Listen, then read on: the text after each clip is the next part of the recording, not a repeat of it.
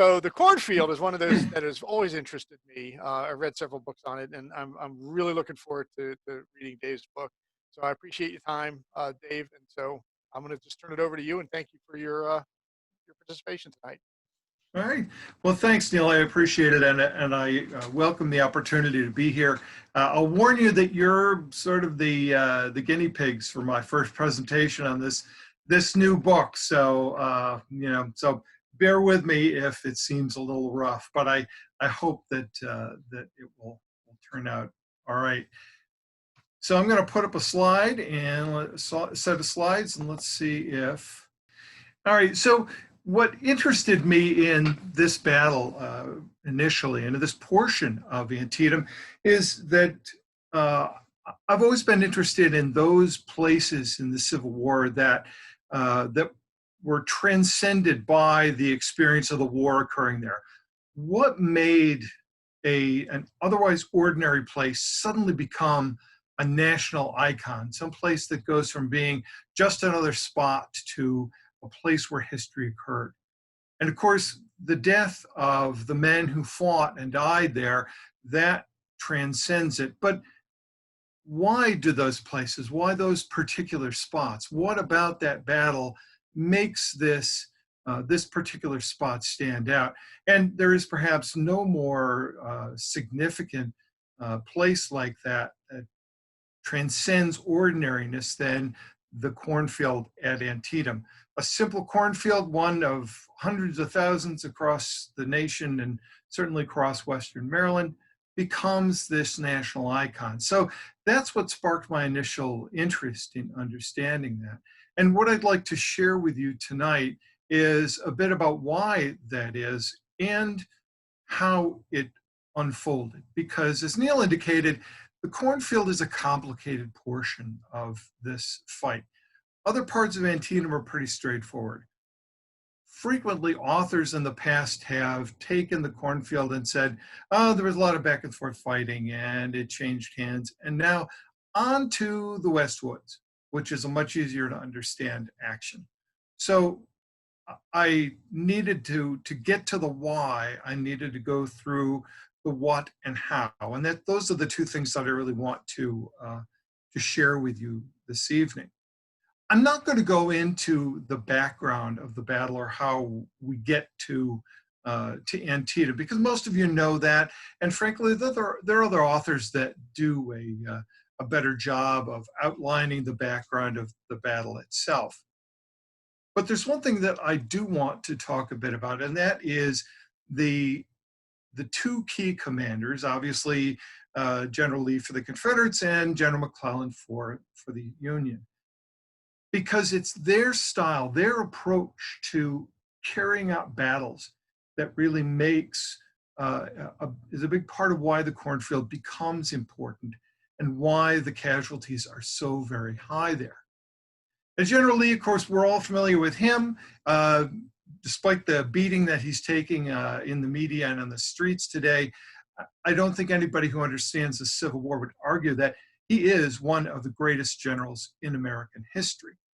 His ability to take the Army of Northern Virginia in the midst of a crisis and lead it forward and grow it into something that no one imagined it could be, that in many respects kept the Confederacy alive long after might otherwise have died, is central and to this war and this battle. And Lee's approach to battle works so effectively, not because he's a great planner or he's a great tactician or a great inspiring leader, although he's all of those, but it's Lee's ability to think iteratively, to look at a situation that others might say is a disaster. There's nothing good happening, and to see in that ebb and flow of events a thread that offers him an opportunity to move forward.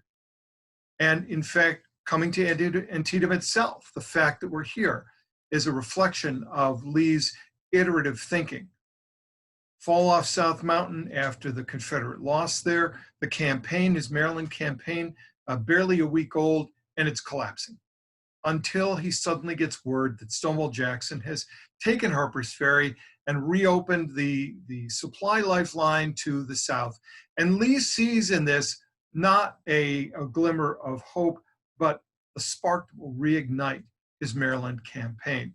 And so it's for that reason that the Army, the Confederate Army, that initially was just gathering at Sharpsburg, decides to stop and fight. So his iterative ability is key. General McClellan is obviously his opponent, and his approach to leadership and carrying out the battle is perhaps even more important than Lee's. Where Lee sets the position and the fact of this battle, it's McClellan who's going to control the terms of engagement throughout the day, because Washington wants him to attack, and he knows that. And despite all of his problems before, he knows this is his opportunity to shine. So McClellan approaches this battle, and most people have tended to see McClellan as being simply too cautious. So the general who is more afraid of losing than he is of daring to risk all to win. A politically minded general who has the slows, as Lincoln said. All of those arguments have some basis in fact, but I've always been bothered by that approach.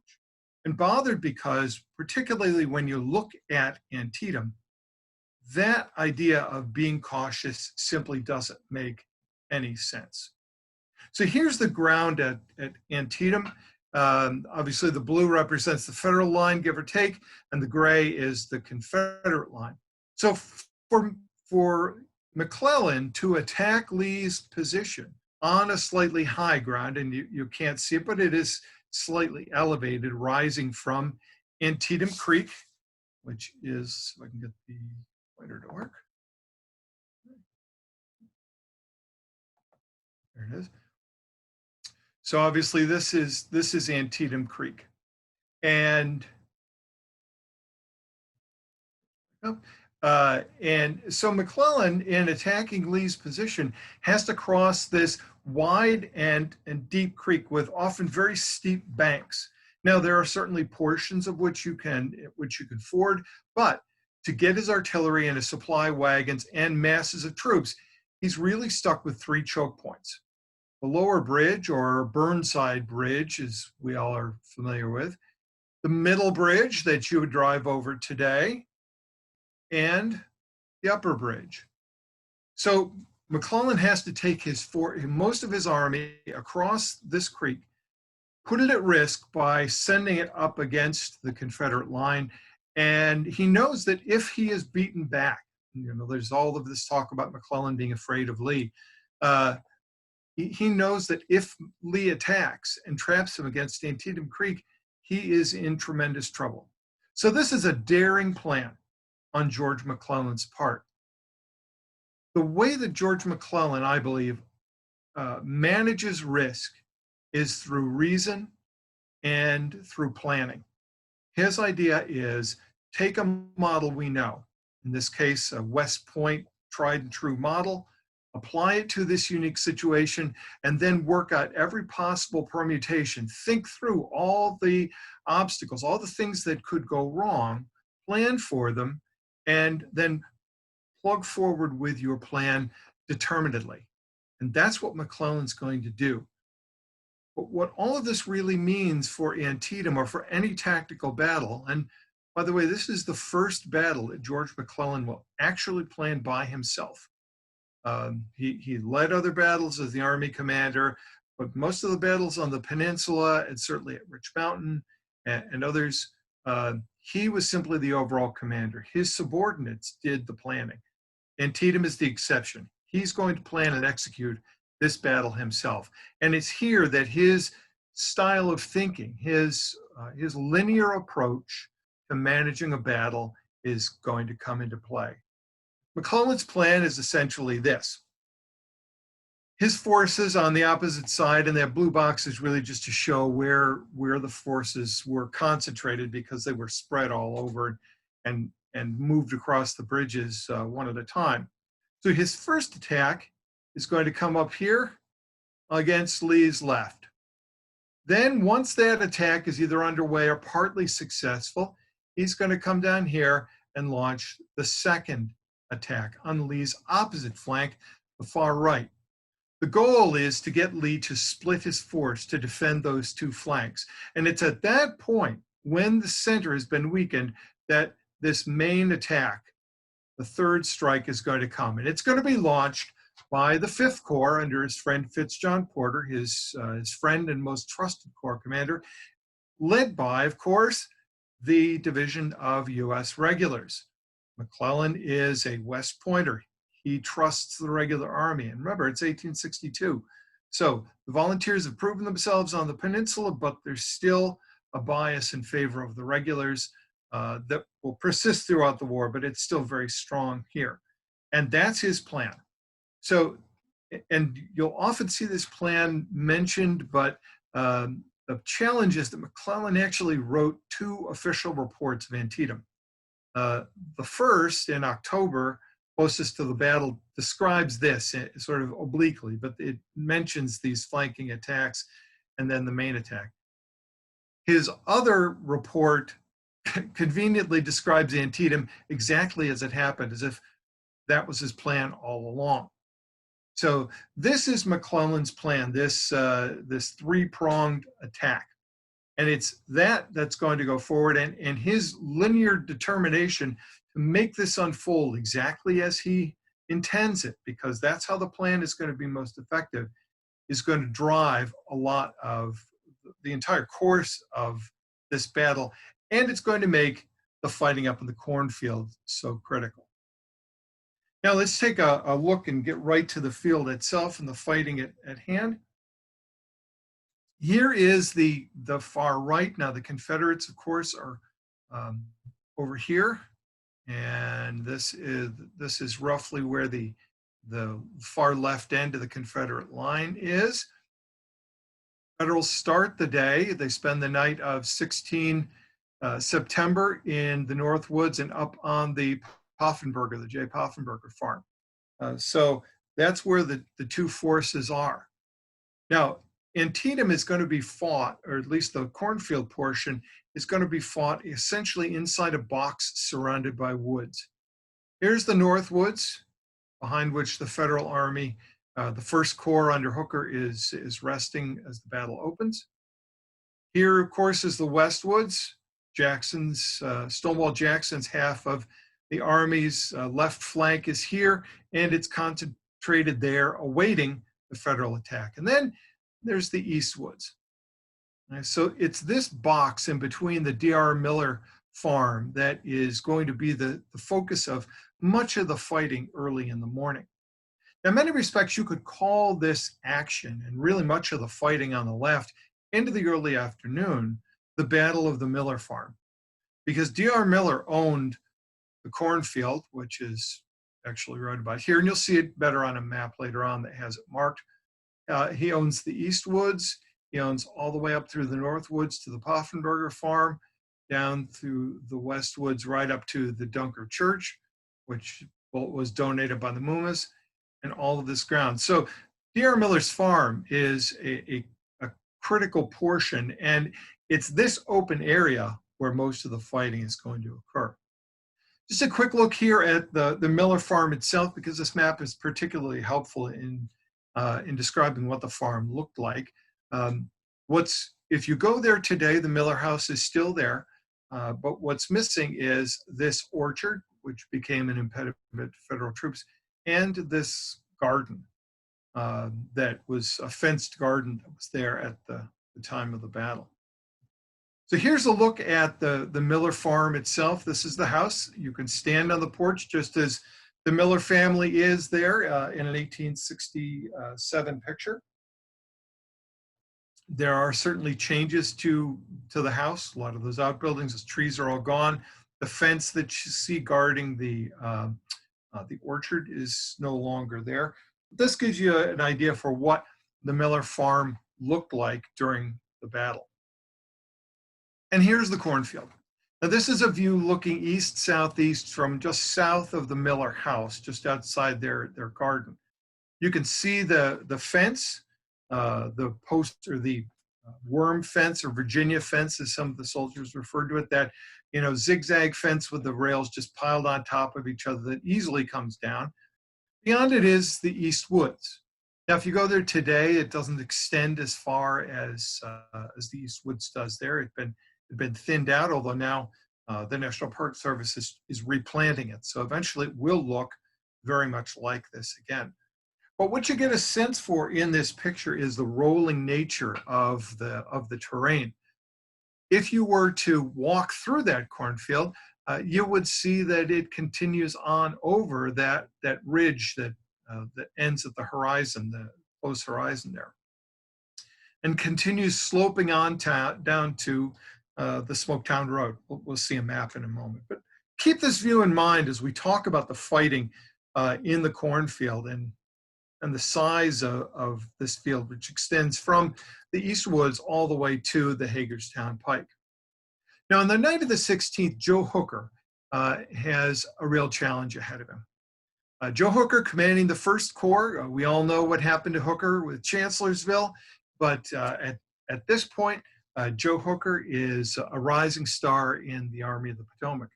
He is a critic of McClellan, but McClellan doesn't really know this at this point. He's simply seen Joe Hooker succeed in places like Williamsburg and on the peninsula, and he thinks that he is a potential devotee. Also knows that Hooker will fight. So he puts Hooker in charge of this key opening phase, the first phase of his battle plan. And just as he had in the past, he essentially lets Hooker plan his own attack. Hooker's the man on the ground. He's going to be in charge of this. And so this simply makes good leadership sense. Let the person who's going to be in charge. Don't micromanage him. And McClellan does that. So as Hooker's riding over this ground the night before, and remember that the federal troops are essentially here where you see Meade's division marked.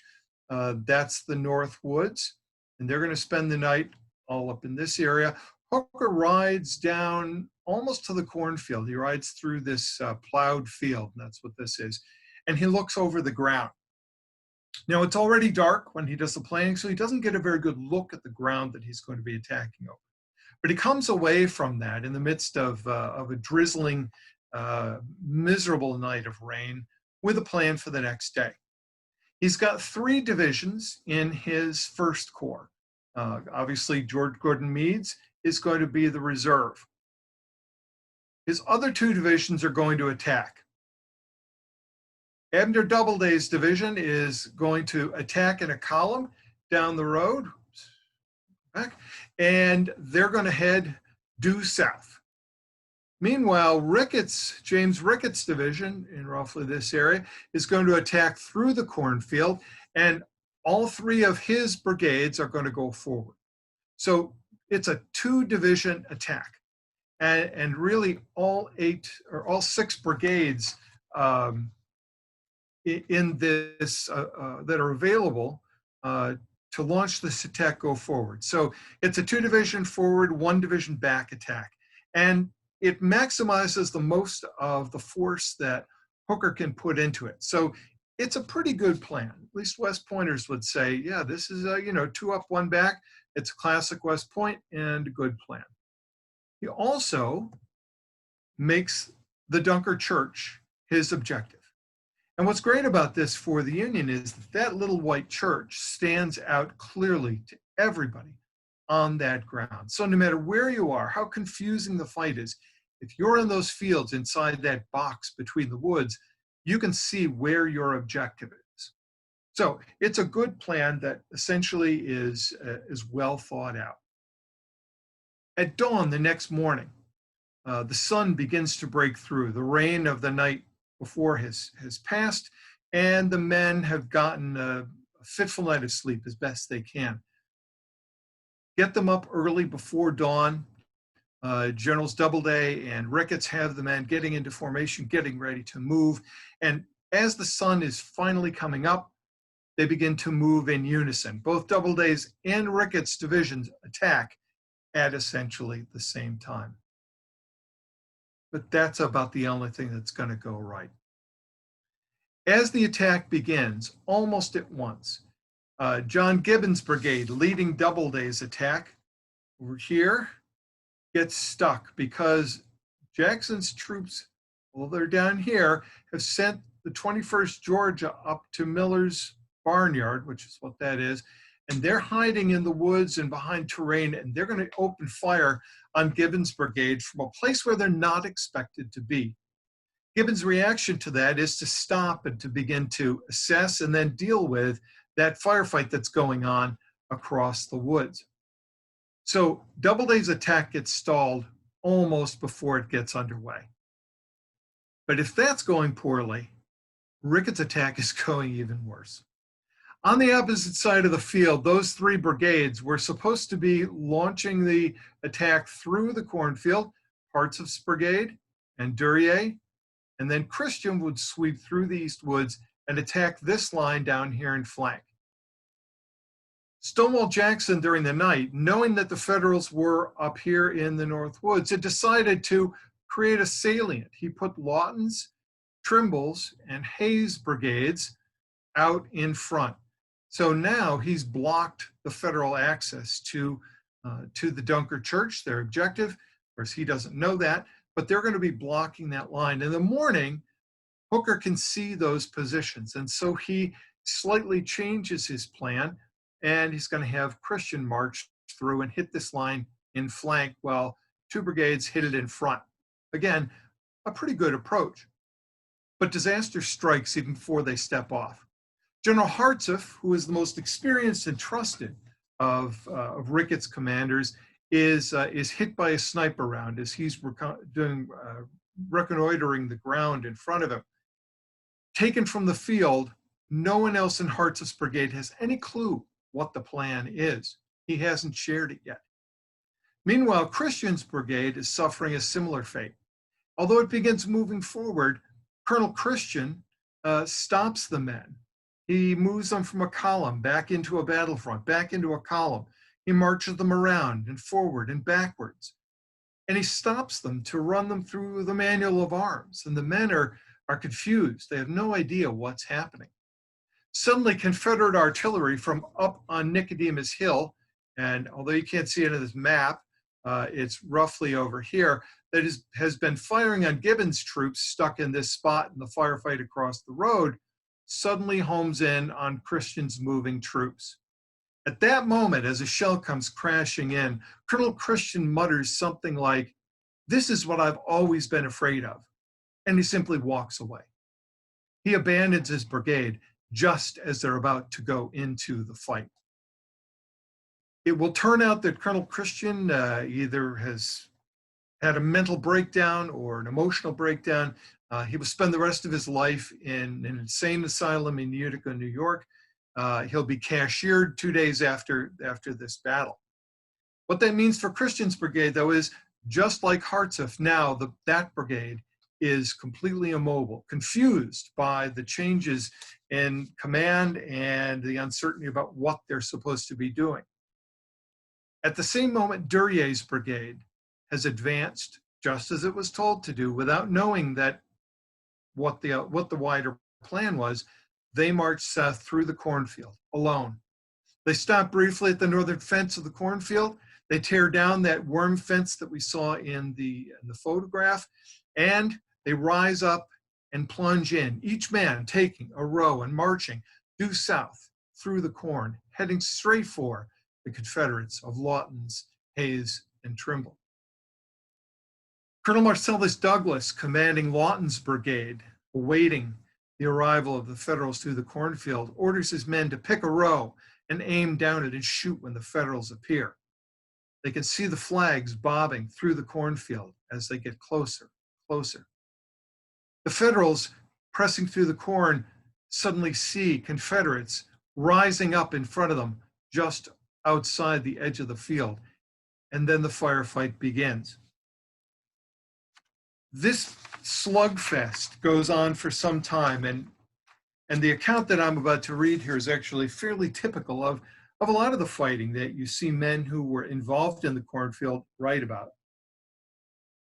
This particular account was written by Lieutenant Rush Cady of the 97th New York's Company K, in the very center of Duryea's line. He wrote, "Storrs Sherman was squatting down in the act of priming when hit by a solid shot, which nearly severed both legs at the knees and took off his right hand at the wrist. The same shot killing Dick Handley instantly, going completely through his body. Sherman's blood, flesh, and pieces of bone flew all over and in the faces of the boys who were next to him.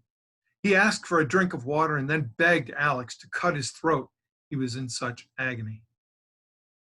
Nearby, the 105th New York's Private John Whiteside would later write to his father of that moment. We were severely cut up and perfectly slaughtered, but our general was determined to hold that point at all hazards until reinforced. Duryea knows that he's to be reinforced, and he looks in vain for that support. And finally, he gives up, lest Confederate fire take his brigade and leave him with nothing to retreat with. They turn around, they march back into the corn exactly the way that they had come. Duryea had taken the cornfield for the first time today. And now, as they fall back, the Confederates of Lawton's and Hayes brigades advance, supported on their right by Trimble, who is going to stay closer to that Smoketown Road position. As Lawton and Hayes begin advancing, they retake the cornfield now for the South. In a matter of moments, the Confederacy has regained the cornfield and it's changed hands for the second time this day. At the same moment, Gibbon, now having driven away the 21st Virginia, begins pushing forward and driving farther south. With nothing directly in front of them, he begins to make some considerable progress. Most importantly, Gibbon is going to put troops as he advances into this northern strip of the Westwoods. And they're going to hold that position for much of the battle. You can see there 21st Georgia falling back, and then Gibbon dividing his force to deal with that threat. This small factor, which is often overlooked by historians, that the Union actually held the northern end of the Westwoods, and it played a critical role in the outcome, not only of the fighting in the cornfield, but of what would happen after the Second Corps attack into the Westwoods later in the morning. So Gibbon's brigade continues to advance, and at the same time, Hart's brigade has finally got its act together. Coming forward over the ground that they were supposed to advance over, Hart's arrives just in time to allow Duryea to fall back and takes a position in the center of the cornfield. Now the cornfield has changed hands yet again.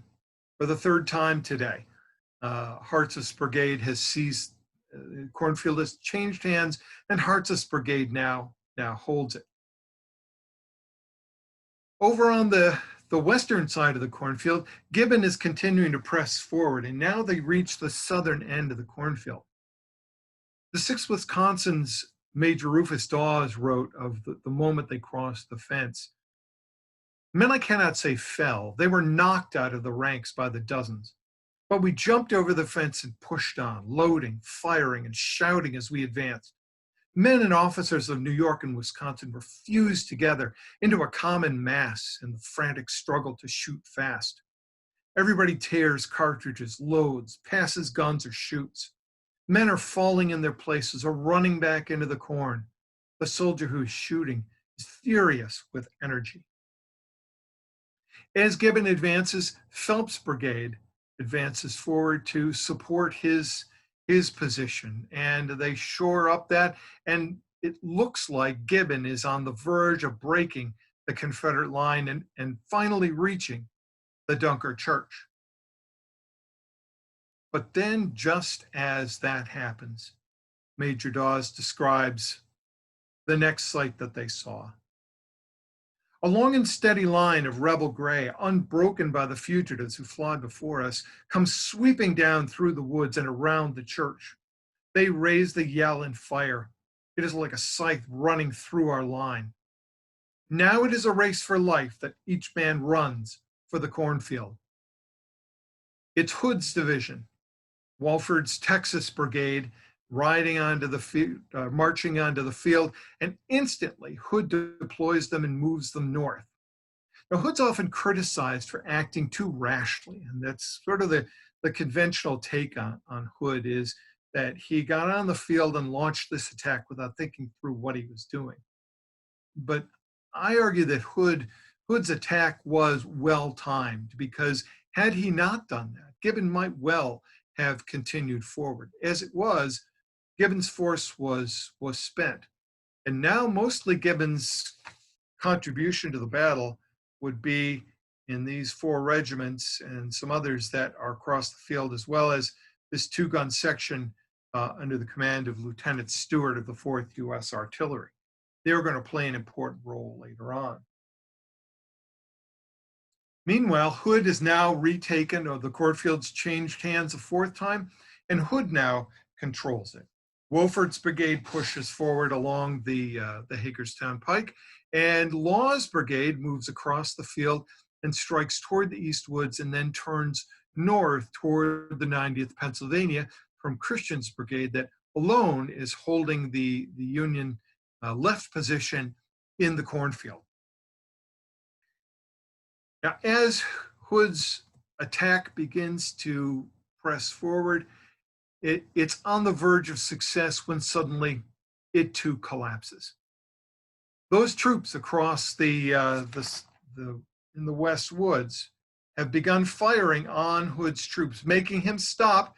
And now, instead of marching forward, Wolford, just as Gibbon had done before, has to stop and deal with those troops firing from the cover of the West Woods. And so Wolford lines up here. Meanwhile, unopposed, Law's brigade has advanced to the northern edge of the Cornfield, making the farthest advance the strongest retaking of the Cornfield of the day so far for the Confederacy. As that's happening, 2 things begin to unfold. One is that the troops put in the East Woods here by Colonel Law to hold his right flank are going to play a critical role. They're going to stay there for some time. The 5th Texas, sent there by Hood, is going to join them and reinforce that position with the 4th Alabama and 21st Georgia. They were taken, the 5th Texas was taken from the very center of this position, where essentially nothing was happening at the time. But as the 1st Texas moves to the right flank to shore up Wolford's position, something goes wrong. As General Hood later described, the men slipped the bridle and got away from the command. Essentially, the men, in their ardor to chase into the gap, took command of their own regiments from their officers. And the officers surrendered control and now simply followed the men forward toward the north end of the Cornfield. Arriving there, however, they discover that Joe Hooker has sent George Meade's division in, and this is what they discover. Meade's troops are at the southern end, or the northern end of the Cornfield, behind the fence, and as the 1st Texas approaches, as you see in this modern depiction of the battle, Meade's men rise up and pour a devastating fire into the 1st Texas. In those few moments, the 1st Texas collapses. They don't retreat in order. They break and run for their lives. And at that moment, the very center of Hood's position collapses, and Meade, sensing what's happening, drives his men forward. Once again, the Cornfield is going to change hands. This time, the 6th turnover of that ground. As Meade pushes forward. Now, as Hood's division collapses, all that's going to remain are these 3 regiments over here in the East Woods. And Meade, with nothing in front of them, pushes farther forward. But it's now that his line is going to begin to run into the same problem that Gibbon had encountered earlier in the same position. Because into the center of that field comes reinforcements under Roswell Ripley.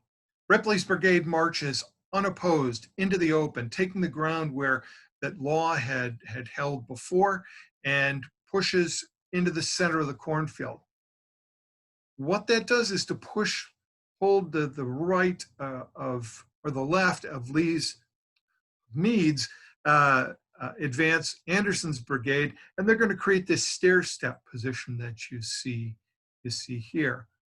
That's going to make an untenable position for Meade to hold, and he's going to be forced to fall back. So now the Cornfield has changed hands a sixth time. But it's now that Hooker is going to bring in his trump card, the 12th Corps. 12th Corps has been sitting up here the whole time, and now they're going to begin deploying. And as the 12th Corps arrives on the ground, Joe Hooker decides, well, imagine you're Joe Hooker and your whole 1st Corps has been spent fighting in this open ground by attacking due south. You would maybe think about doing something different with the 12th Corps. But Joe Hooker's initial approach is to do exactly what he's done with the 1st Corps. Send him over the same ground, attacking the same direction, trying to pound the Confederates into submission. As is often said, you know, the definition of insanity is trying the same result over and over again and expecting a different result. And so perhaps Joe Hooker was at that moment just as insane as Colonel Christian had been leading his brigade into the field. But as they begin deploying, and you can see over here the 124th Pennsylvania of Gordon's brigade is set over to hold the right of that position as they begin deploying across the width of the cornfield before advancing. At that moment, Joe Hooker has an epiphany. He realizes that something has gone wrong in his attack. And in particular, he realizes that these troops down here in the East Woods hold a position. Until he takes that position, he can't possibly advance. They're going to control the fire between the width of the cornfield. And so he decides to change the way that he's going to use the 12th Corps. Now, Mansfield's bringing to the field 7,500 fresh men who are a mix of seasoned veterans whose regiments are small from having fought on the peninsula, as well as some massive new regiments, particularly the 124th, 125th, and 128th Pennsylvania. Regiments so large that the Confederates actually think they're entire brigades when they see them operating on the field. But this change in Hooker's approach means that somebody has to lead these troops on the fly into new positions. That job is going to fall to General Mansfield. Now, Mansfield has been with his command, the 12th Corps, for barely a week. He's developed no relationships with his senior officers, let alone with the men. No one really knows what to make of Mansfield, except that he's a fussy regular who likes everything just so, and his uniform just so. And that's the impression they have of him. They have no idea what Mansfield has done in his previous career, except what they see in front of him. Traditionally, the way Mansfield approaches this action has been highly criticized. But I argue that Mansfield, who will give his life here, moving his troops into position, does so because he takes a personal investment in making sure that his troops have the best opportunity possible to succeed. Leading his troops into position there for the Confederates, the East Woods, he's mortally wounded and taken from the field. Fortunately for Joe Hooker and the Union, at that moment, command devolves to General Alpheus Williams, who quickly steps in.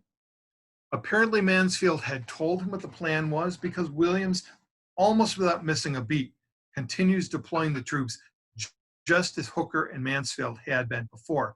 So that continuity of command at a critical moment might have changed the Union's fortunes, but it doesn't.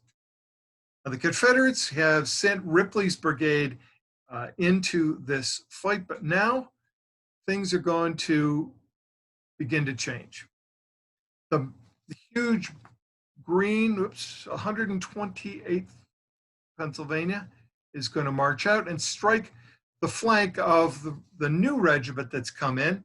Just as they had hit Ripley's brigade, it began to break and they began to surrender the cornfield. But barely had they moved when Colquitt's brigade comes forward from D.H. Hill's position down to the sunken road below where this picture is at the bottom of the map. They're going to move in and move like a curtain across the front of Ripley's troops, allowing him to retreat and reestablishing Confederate control of the cornfield, the 7th time that it's changed hands in this day. Meanwhile, you can see what Hooker's new plan is beginning to evolve into.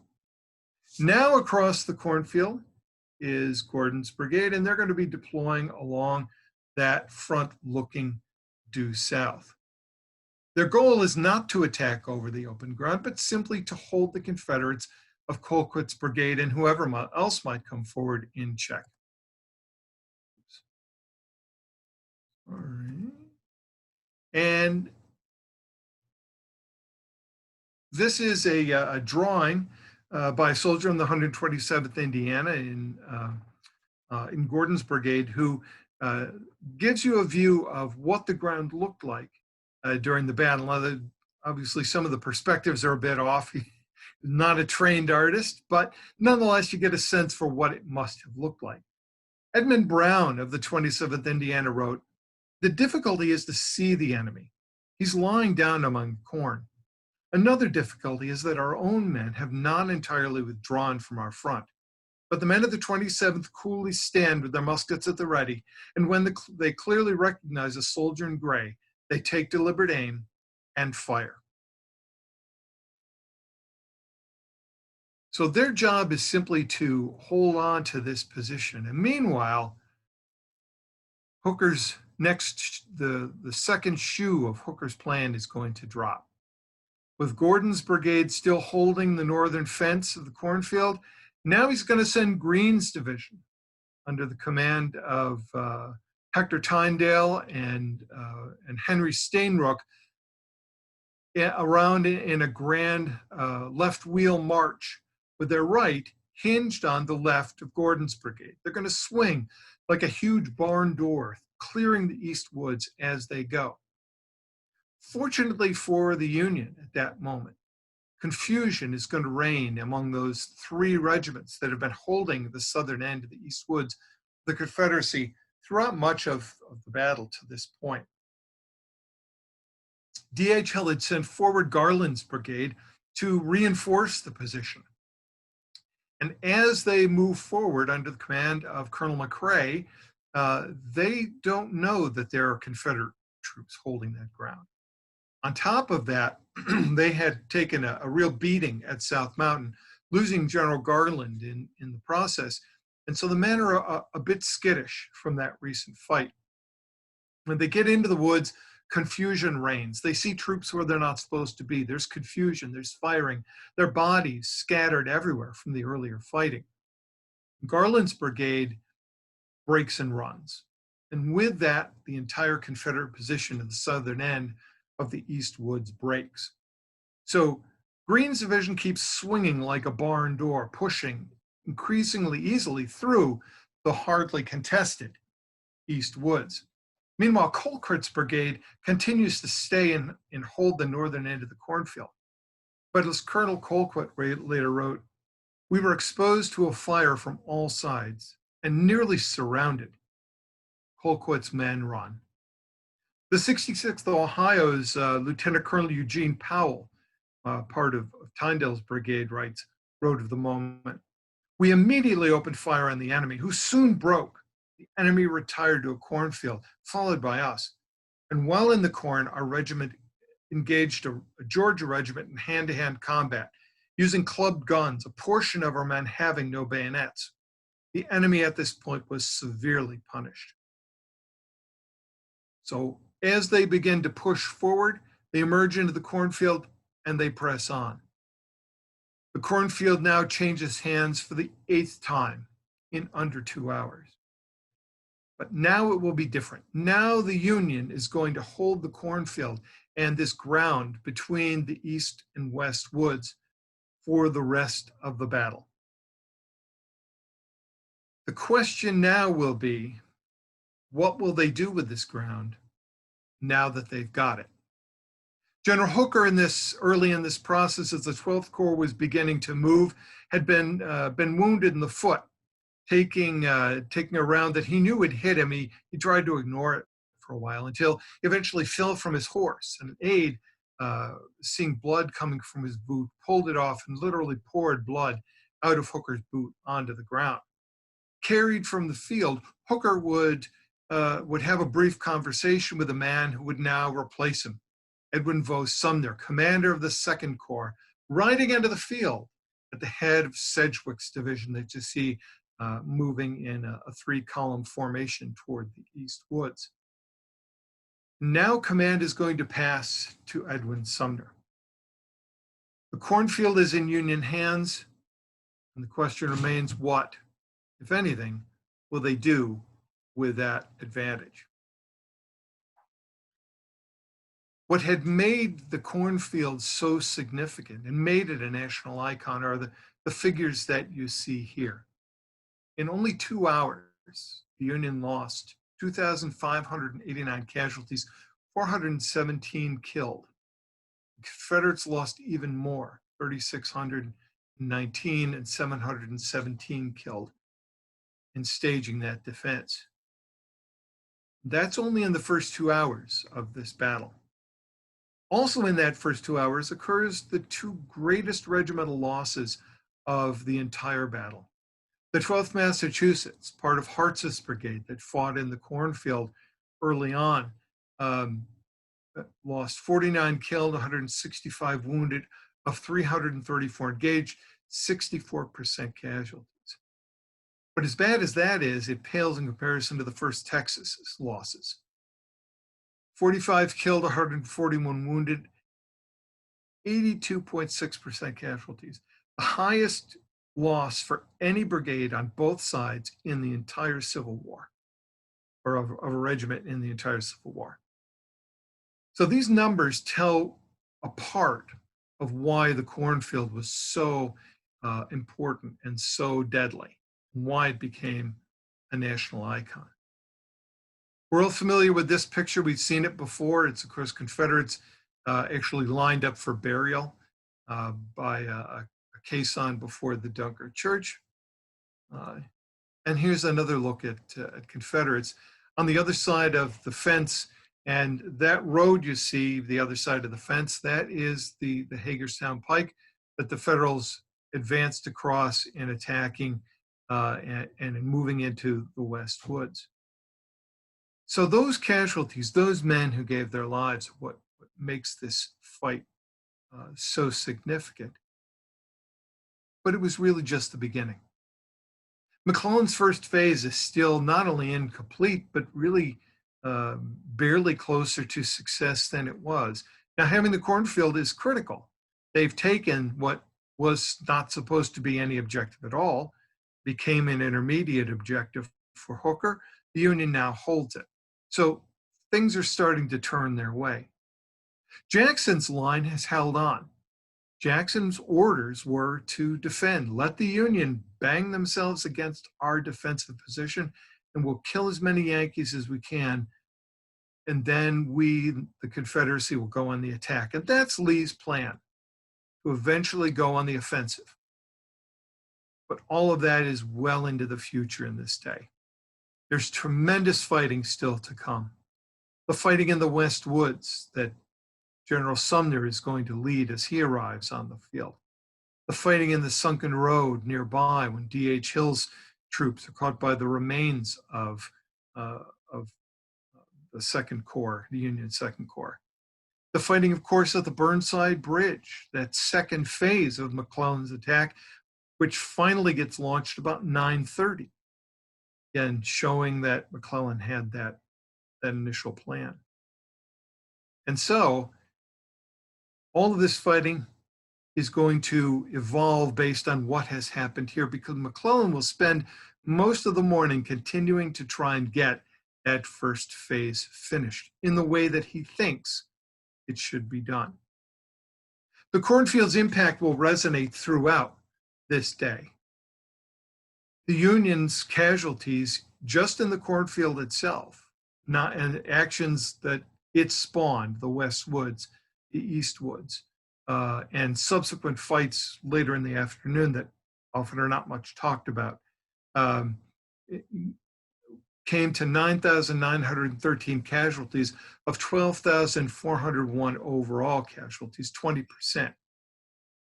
The Confederacy lost 3,000, or lost about 7,000, 25% casualties. So this action would continue to resonate throughout the battle. But there are more stories to be told, more experiences of the men who fought there. And I certainly don't have time to share all of those with you tonight, but I want to leave you with a quote that I think sums up what the experience of that being in the cornfield, being in this fight meant to the men who were part of it. Again, it's Major Rufus Dawes of the 6th Wisconsin who wrote, "Whoever stood in front of the cornfield at Antietam needs no praise." And that's all that really can be said about this action. All right. And with that, I will happily take any questions.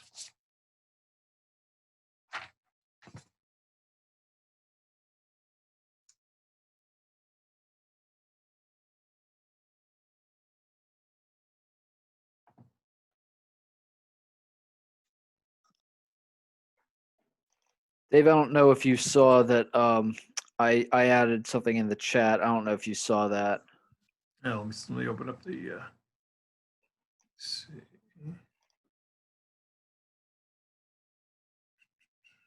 Oh, it is.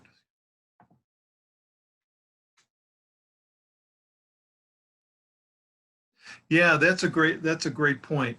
And had Sumner not arrived on the field, it certainly would have been Meade as the senior division commander who would have taken command.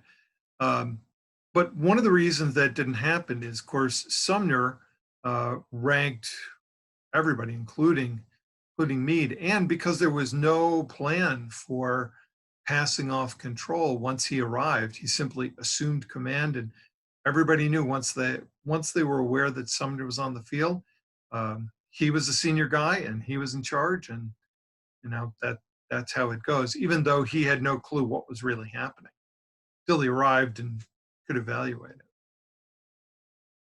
Let's see, from TJ, could you talk about Gordon's action or Gibbon's action with the artillery that was brought into the cornfield and when that action occurred? Sure.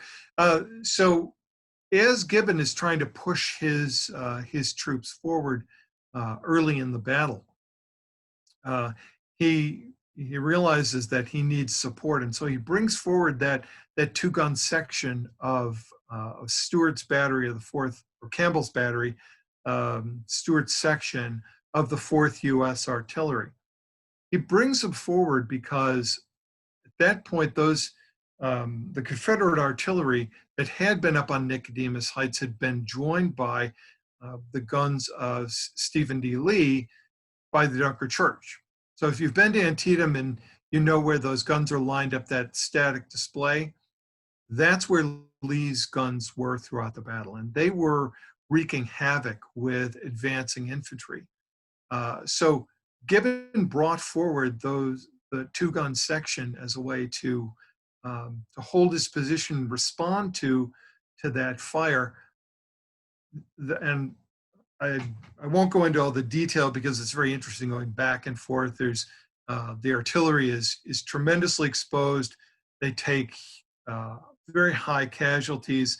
It's where John Cook, the bugler, runs forward and actually crews one of the guns after he brings word from Captain Campbell back to the battery. So the artillery there, though, plays a tremendous role, and they paid a huge price. I think certainly without that artillery advanced forward and taking those casualties, it's unlikely that Gibbon would have reached the southern end of the cornfield. In the end, Hood's appearance kind of made it all moot, but it almost broke or created the conditions where the Confederates would face a break in their line. So yeah, good question. Christian's previous career. So Colonel Christian is an interesting guy because he had Mexican War experience. He had fought in the Mexican War and played that up to the hilt. But he hadn't actually fought in the Mexican War.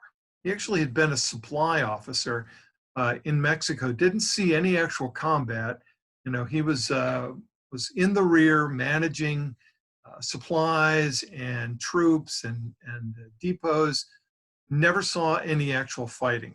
But he played that up, and when he returned to New York after the war, took command of the local militia, became the militia commander, which is how he ended up, and he had risen in the Mexican War from a private to a sergeant, and became an officer, during the time when militia troops were basically just drill competition forces. So when the war broke out, he was the one that they expected to take command, and he formed the 26th New York.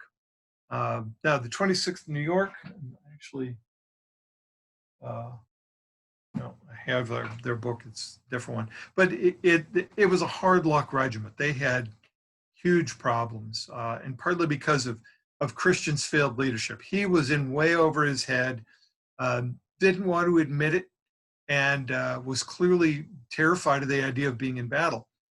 Second Manassas was really their first action. They'd been involved in some skirmishing early on, but no major battles until Second Manassas. At Second Manassas, Christian actually took command of the brigade briefly and sent it into action. Took command of Towers' brigade when he was wounded, but didn't go into the fight claiming that he had sunstroke, that he had a bout of sunstroke and he was ill and the doctor needed to care for him. And so he lay down under a tree to try and recover from the sunstroke while the men went forward. Conveniently, when they came back after securing Chin Ridge against Longstreet's assault and were beginning to retreat, Colonel Christian made a miraculous recovery and was riding his horse, cheering the men on and waving his sword. So it was pretty clear that he was a man in the wrong position, but his own pride or whatever wouldn't allow him to admit it. And his story after the war is just sad. He went home to Utica, lived there with his family. He would occasionally put his saddle on a porch rail and pretend to be riding his horse into battle. And the men were actually very kind to him afterwards. They would show up and refer to him as Colonel and after the war. But he spent the remainder of his life after that in the insane asylum and died there shortly after the war.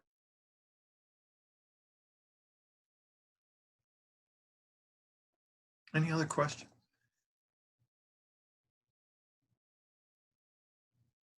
It's so thorough, I've stunned you into silence.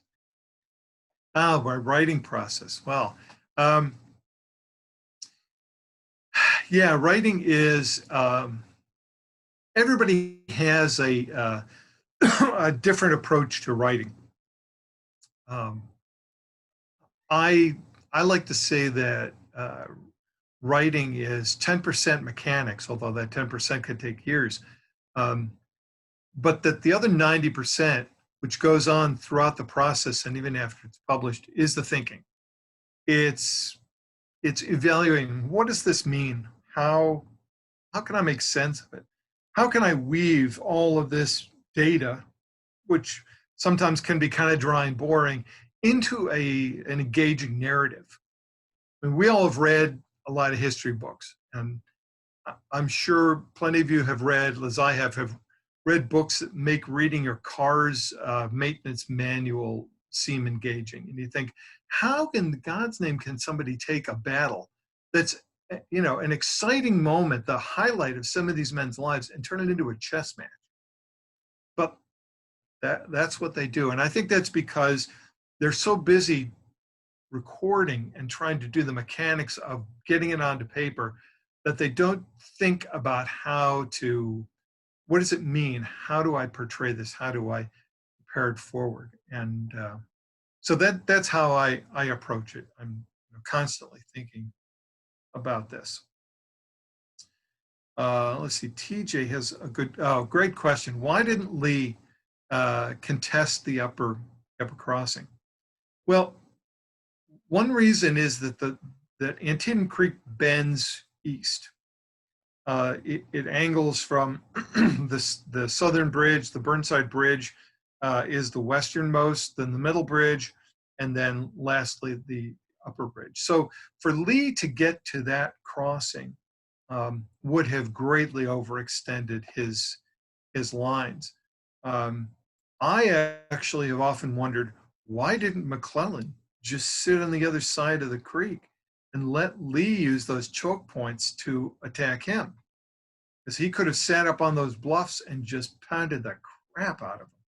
They had a huge line of artillery, and if you've been to Antietam and driven across that middle bridge from Boonesboro to Sharpsburg, you know when you get there, right before you cross Antietam Creek, there's this huge bluff, and that was lined with Federal artillery that was pounding the town and pounding Confederate positions throughout the day. So, you know, the cautious McClellan approach would suggest that he takes the defensive and waits for the ever aggressive Robert E. Lee to attack him, which he might have had he given time, but he didn't contest the upper crossing because it was so far back. And frankly, McClellan could see that because he didn't really defend that crossing with troops at all. There was some cavalry that was up there really just providing warning of crossing. 20 pounders.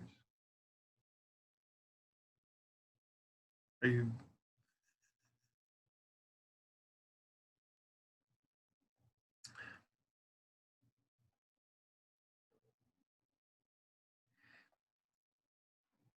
You know, one of the things that I think to kind of take the battle a little farther, one of the things that I haven't, oh yes, yeah, Union artillery on the right on the middle bridge. Yeah, it's mostly, it's almost all rifled, and that makes a huge difference because it allows the Federal artillery to sit back there and pound those troops when they can see targets. One of the things I haven't talked much about, mentioned it briefly, was the role of the regulars. Why didn't the regulars play a bigger part in this battle? Because for the most part, they were just sitting there watching this action. Well, the reason for that is because McClellan's linear thinking means that those two flank attacks needed to be developed first. Hooker needed to get up on the ridge by the Dunker Church, which never really happened. Even when Greene got very close later in the morning and early afternoon, they never broke Jackson's position. Similarly, Burnside's attack, as we all know, didn't get underway. They didn't get across the bridge until 1 o'clock. He didn't launch his attack up toward the heights where Sharpsburg is until 4. And by the time he got close to that, he never did break that position to Harper's Ferry Road, it was simply too late to do anything. And that's where McClellan falls apart, because he has to have this battle unfold just as he planned. And when it doesn't, his approach to that is simply to stick to the plan and try harder and work harder, and it simply didn't work. So the regulars in the center never got a chance to go across, even though a captain in the 4th U.S. who was across the road, because the regulars were guarding that middle bridge throughout the day. McClellan was worried about that. He needed that bridge to get the 5th Corps and the regulars across to launch that main and final attack at Lee's weakened center. This captain in the 4th U.S. Could see that the Confederate center was weakly held. Nathan Evans' brigade was all that was really there. And it was so weak that Lee had been sending troops, stragglers that he found, into that position to shore it up. So it isn't really a full brigade, it was a demi-brigade. I think some artillery and a company of cavalry. That's what held the center. That's what the regulars would have hit if McClellan had said, okay, not how I planned it, but you know what? Now's the time to go forward. And it almost happened. McClellan, late in the afternoon, had ridden the lines with Fitzjohn Porter.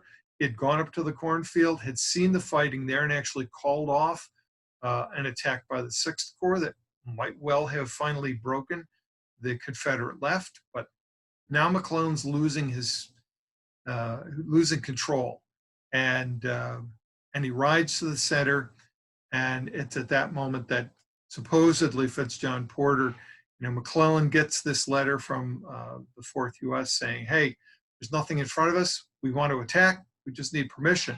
And George Sykes, division commander, gives it to Porter. Corps commander gives it to McClellan.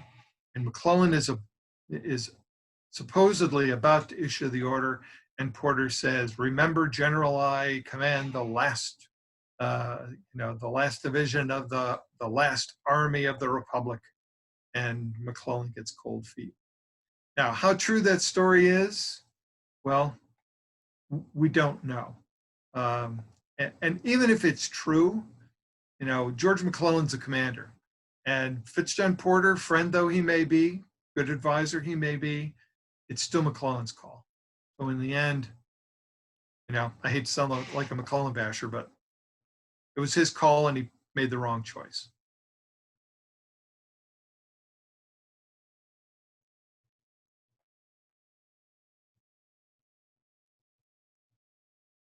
Well, I'm glad to hear that, Mike. It is a very confusing action, and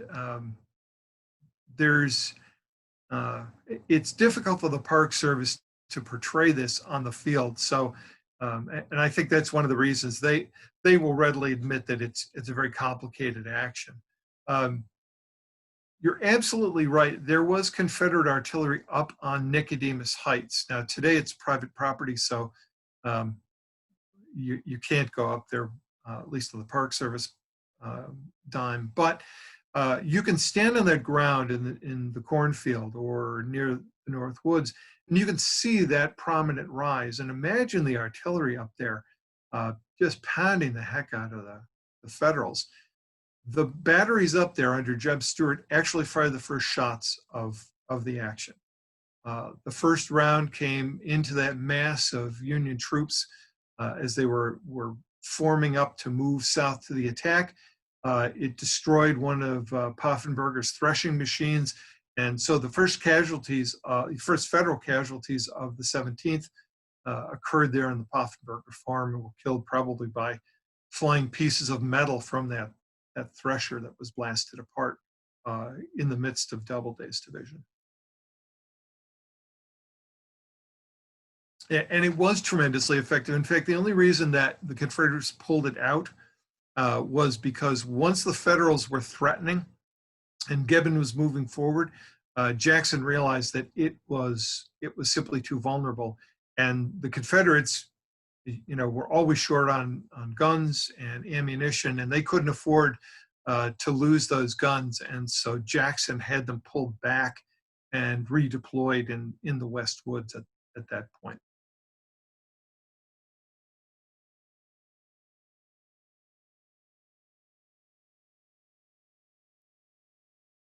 All right, any other questions? Well, I encourage you to take a look at my book. You can, of course, get it on Amazon. Should we ever have another Civil War event, I can bring some copies. So, or bring your copy if you buy it. It's all, yeah. And I will be more than happy to sign copies. The 3rd U.S. gets a shout out in the introduction, and so I encourage you to take a look at it. as I was saying before we got on, I got a very nice review that's been published or is being published in Civil War News. So I'll happily take that. Take all the good reviews I can get. And if anybody has any questions, I'm more than happy to answer them. So reach out to me on through email or through Facebook, and be happy to answer any questions or help you in any way I can.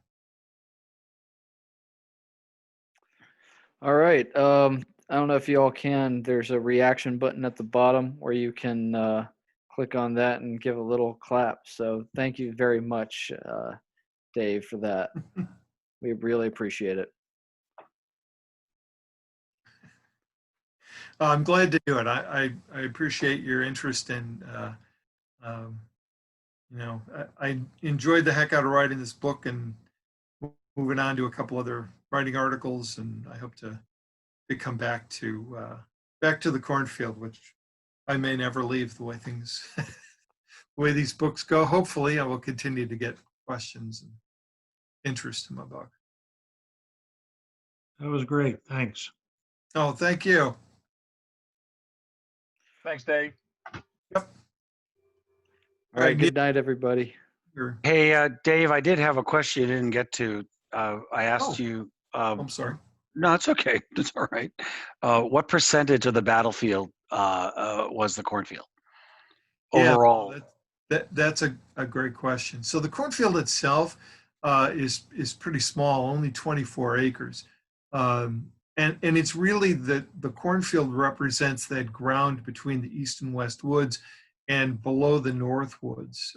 So percentage of the battlefield itself, I don't really know the answer to that. I'm going to guess maybe 5%. Wow.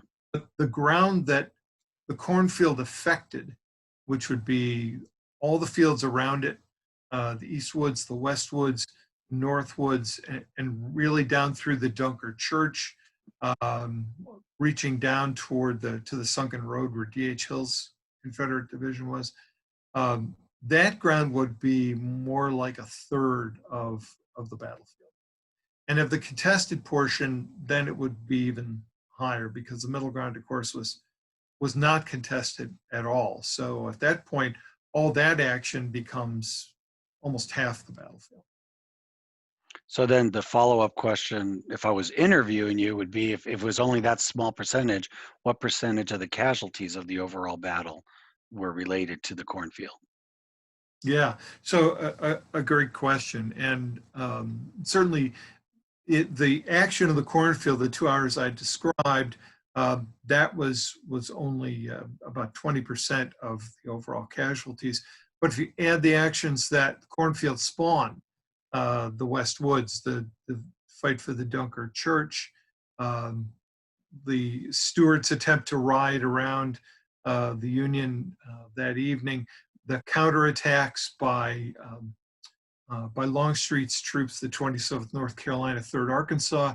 Now the casualties begin to grow, and at that point, when you add those, now the casualties become the bulk of Antietam's casualties. So the field fight itself, maybe 20%, but all the fights that it spawned, that Union control of the cornfield generated, now you're talking more like 60-70%. Yeah, good question. Sorry I missed it, Pete. No, don't. It's all right. All right. Thank you, everybody. I'm gonna go ahead and shut down the meeting. And like I said, we are recording tonight, so and also, yeah, we're gonna have a survey. So is that gonna be sent out over email? Yes. Okay, great. So everyone, check your email for that. Are you going to include other topics people would like to see? Yes, that's part of the survey that TJ put together was, if there's any other topics or suggestions, yeah, let us know, and we'll go from there. I think this is a valuable way right now, given that we're not going to, who knows when we'll hit the field again, right? Yeah. This is a good way to see everybody and keep those connections going and keep a dialogue. And, we can educate ourselves and continue to talk as a member, as membership. This, I think, we're going to try, I get some ideas for July and I'll be popping those out to the board and see what we can do. So yeah, we hope to do some more of these. Great. And like I said, this video will be available on the YouTube, so stay tuned for that. Great. Cool. Thanks, guys. Have a good evening, everybody. Thank you. Thanks You too. again, Dave. See ya. Yep. Glad to do it.